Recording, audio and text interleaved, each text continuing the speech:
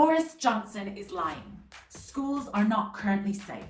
The government's policies around schools since September have been entirely reckless, with no social distancing in place, lack of PPE, and poor ventilation. When Boris Johnson tells us that it's safe to go into schools, he's absolutely lying. Before Christmas, 10 of our staff, which is a third of the staff, contracted the virus, brought it home to our loved ones. This government has had no sustainable plans to keep schools open safely. This is why we have seen COVID levels skyrocket in our schools.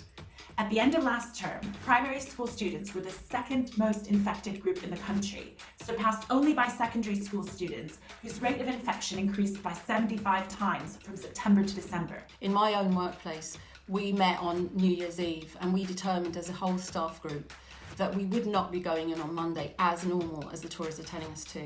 Now, the situation is urgent.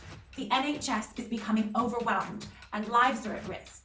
And this is why it's right of the NEU, supported by Unison, to be calling on all education workers in primary, early years and special school settings that are due to open on Monday to exercise their individual right under Section 44 of the 1996 Employment Rights Act to refuse to return to school to teach anyone but the children of key workers and the most vulnerable students.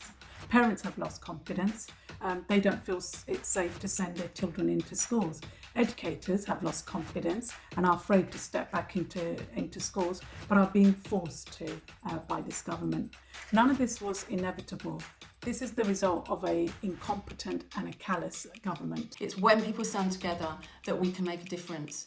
As socialists in our schools, we play a vital role in organising and bringing people together.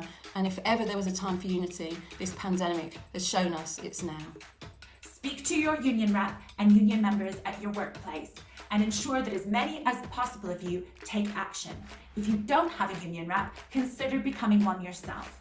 Now is the time to take a stand to defend students, staff, and our communities, and to put people before profit.